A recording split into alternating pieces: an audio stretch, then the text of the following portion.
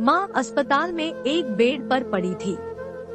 अस्पताल के बरामदे में उसके 2 बेटे और 1 बेटी चिंता में टहल रहे थे। भाई बहन को अपनी माँ के लिए सेहत की चिंता तो थी, लेकिन उससे भी ज्यादा चिंता इस बात की थी कि अब माँ को अपने साथ कौन रखेगा। जब तक माँ स्वस्थ थी वह इन तीनों से अलग अपने पुराने घर में रहती थी, लेकिन अब ऐसा करना खतरे से खाली नहीं होता और ऐसा करने से समाज में तीनों बेटे बेटियों का नाम भी खराब होता। लोग कहते कि देखो कैसी औलादें हैं। बीमार माता को अकेला रहने के लिए छोड़ दिया। 1 घंटे से बिना कोई बातचीत किए वह तीनों अपने अपने विचारों में खोए हुए थे। फिर बहन ने चुप्पी तोड़ते हुए अपने बड़े भाई की तरफ देखते हुए कहा, भैया आप बड़े हैं, इसलिए आपका कर्तव्य है कि माँ को जरूरत के समय आप रखें और उनकी देखभाल करें। छोटी बहन की बात सुनकर बड़े भाई ने पहले अपनी पत्नी की ओर देखा और बोला, मैं इस बात से बिल्कुल इनकार नहीं करता कि बड़े होने के नाते मेरा माँ की देखभाल करने का कर्तव्य है, लेकिन तुम तो जानती ही हो कि मैं और तुम्हारी भाभी दोनों ही जॉब करते हैं। ऐसी हालत में माँ के साथ किसी न किसी को हर वक्त उनकी देखभाल करने के लिए उनके साथ रहना पड़ेगा, जो हमारे लिए बहुत मुश्किल हो जाएगा। बहन तुम तो पूरा दिन घर ही रहती हो, तुम माँ को अपने साथ क्यों नहीं रखती? पैसों की चिंता मत करना, जो भी खर्चा आएगा मैं दे दूंगा। सुशील भैया आप तो जानते ही हैं कि मैं माँ से कितना प्यार करती हूँ, लेकिन आप यह भी जानते हैं कि मेरे ससुराल वाले कैसे हैं। मैं यह बिल्कुल बर्दाश्त नहीं कर पाऊंगी कि कोई मेरी माँ को और मेरे भाइयों को भला बुरा कहे, इसलिए अच्छा यही होगा कि माँ को अनिल भाई के यहाँ रखा जाए। बड़े भाई सुशील ने भी छोटे भाई अनिल के यहाँ माँ को रखने के लिए सहमति जताई। आप यह कैसी बातें कर रहे हो?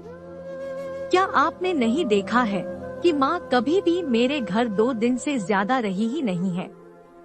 उसका मेरे यहाँ मन लगता ही नहीं है, फिर कैसे वह इतने दिन मेरे घर रह पाएगी? छोटे भाई ने अपनी असहमति जताते हुए कहा। इससे पहले कि इस चर्चा का कोई नतीजा निकल पाता, एक नर्स वहाँ दौड़ते हुए आई और कहने लगी, क्या आप ही वार्ड नंबर 4 में भर्ती मरीज के रिश्तेदार हैं? आपको डॉक्टर साहब अंदर बुला रहे हैं। सभी घबरा गए और दौड़ते हुए डॉक्टर के पास पहुँचे। डॉक्टर ने उनसे हाथ जोड़ते हुए कहा, आई एम सॉरी, मैं आपकी माता जी को नहीं बचा पाया।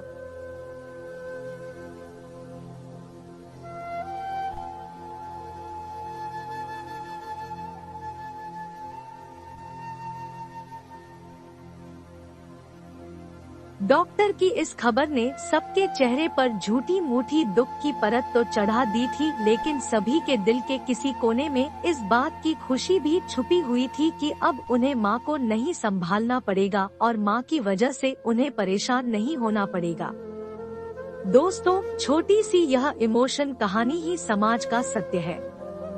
यहाँ लोग ऊपर से जो दिखाते हैं वह अंदर से नहीं होते।